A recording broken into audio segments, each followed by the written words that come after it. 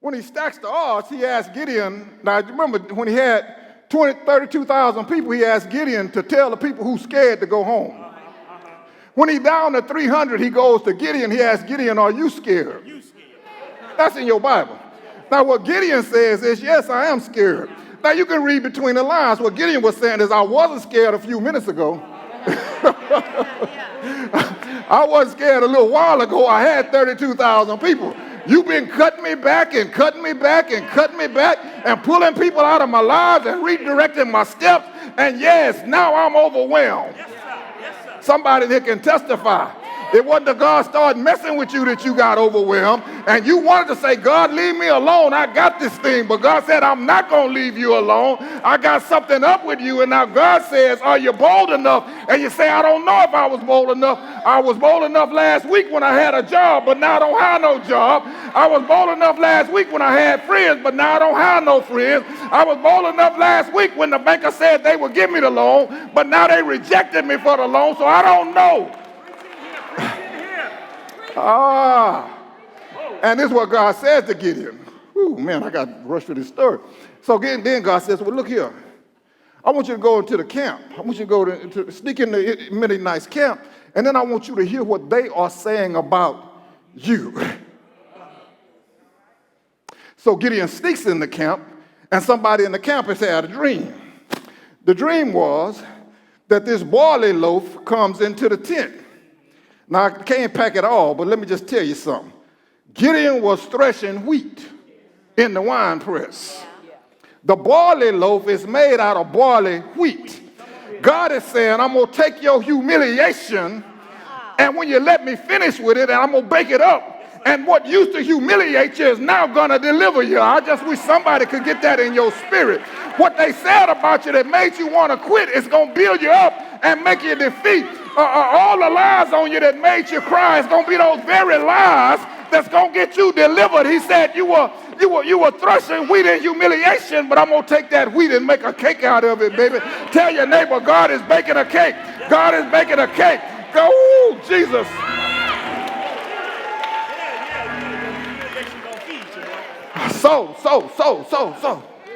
So, person says, I don't know what this dream means. The other person says, it has to be Gideon, the son of Joash. How did they know it was Gideon, the son of Joash? Because when Gideon was bold enough to go into town and pull down that stronghold with just 10 people, his reputation had gone all over.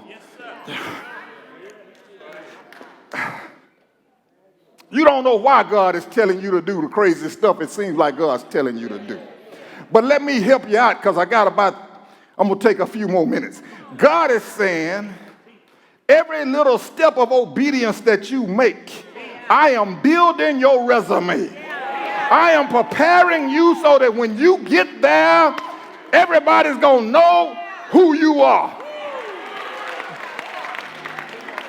He was afraid to pull down the stronghold, but God used his obedience just to pull down his own internal problems and fears to make him have a reputation among the other folks.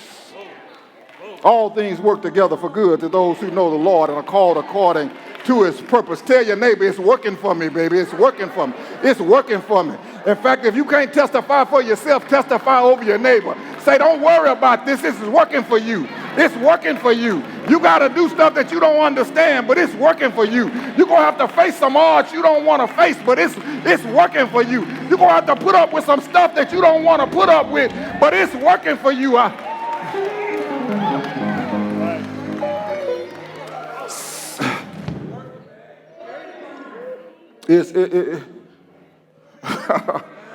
Glory to God. It's working. It's working. So Gideon goes down with his 300 folks. And other people have heard about him. I'm going to finish with this. Let me tell you, they won. That's the part. That's the end. Now let me give you the point before the end. Because we got some. So let me just give you that. What Gideon says to the people, he says, now, God's sending us, and he's sending us with trumpets and jars. There's already not enough of us, and now we don't even have the traditional weapons of warfare. Let me tell you something. When you're against the odds, you don't need traditional weapons of warfare. See, traditional weapon of warfare is, if you curse me out, I'll curse you out. That's traditional weapon of warfare. But if your marriage already on the rocks, oh, y'all don't want to talk to me, you might need a different kind of warfare. And so when they curse you out, you might not want to curse them out, because that's how you got in this situation to start with. You might need a non-traditional weapon of warfare where they curse you out and you say, I plead the blood. I plead. Oh, y'all don't want to work with the preacher. That's okay. I plead the blood over you. I can't stand you. I plead the blood over you. You made my life a living hell. I plead the blood over you. You don't look as good as you used to look. I plead the blood over you. Yeah, you might need some non-traditional weapons of warfare. So Gideon says, now what I want you to do is, when you take these, and when we go into the camp, it's just 300. I want one over here, and one over there. I want 100 people here, 100 people there, and 100 people there. He says, now, when I tell you, I want you to throw down your jars with the candles in them, and I want you to say, for God, Yahweh, I'm coming back to that, and for Gideon. Now, the reason he wants to say for God and for Gideon is because the Midianites, so let me tell you something, we don't understand Jehovah. You don't. But I'm going to help you understand it before you leave Hope Church. Not today, I mean before you leave. Because we want to look at God through Jesus. Y'all know Jesus. Oh, what a wonderful child. Jesus, the holy, meek and mild. That's Jesus. That ain't Jehovah. Jehovah was known as the warrior God. In fact, whenever God did something mighty on the people, he said, I want them to know that you are my people and I'm your God, because they know when I show up to kick butt. I show up to kick butt and take names. I didn't show up to make accommodation. And so he says, when you walk in, say, Jehovah Yahweh is here. Ooh, help me, Jesus. When you go in the bank, you need to say, I'm here and I don't have the credentials, but my warrior God is. So he said, first go in and tell them you here in the name of the warrior God.